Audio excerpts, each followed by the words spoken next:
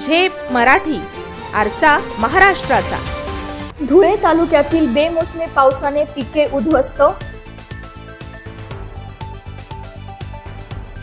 शेतकऱ्यांसाठी 100% नुकसान भरपाई करावी।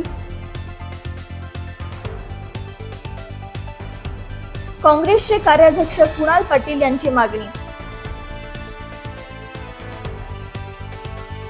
धुळे तालुक्यात काल 2 एप्रिल रोजी अवकाळी पाऊस आणि गारपीट झाल्याने शेतकऱ्यांच्या पिकांचे मोठ्या प्रमाणात नुकसान झाले असून याबाबत महाराष्ट्र प्रदेश काँग्रेसचे कार्याध्यक्ष कुणाल पाटील यांनी शेतकऱ्यांसाठी तातडीने 100% नुकसान भरपाई देण्याची मागणी जिल्हाधिकारी व तहसीलदारांकडे केली आहे। बुधवारी अचानक झालेल्या गारपीटमुळे गहू, हरभरा, कांदा, ज्वारी, बाजरी, मका, दादर, भुईमूग यासारख्या मुख्य पिकांचे मोठे नुकसान झाले। तसेच फळबागांमध्ये पपई, शेवगा, लिंबू, डाळिंब, केळी, टरबूज यांचे सुद्धा मोठ्या प्रमाणावर नुकसान झाले। कांद्याच्या शेतात पाणी शिरल्याने तो सडण्याचा धोका निर्माण झाला असून गारपिटीमुळे अनेक झाडे सुद्धा उन्मळून पडली आहेत। सोसाट्याच्या वाऱ्यामुळे घरावरील पत्रे उडाल्याने मालमत्तेचेही नुकसान झाले आहे। झालेल्या नुकसानीचा महसूल व कृषी विभागाने संयुक्तपणे तातडीने पंचनामा करून अहवाल शासनात सादर करावा।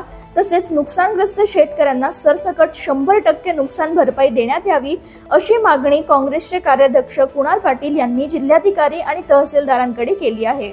अशाच वेगळ्या आणि ताज्या बातम्यांसाठी पाहत रहा झेप मराठी, आरसा महाराष्ट्राचा। संपादक प्राध्यापक अनिल चव्हाण, धुळे।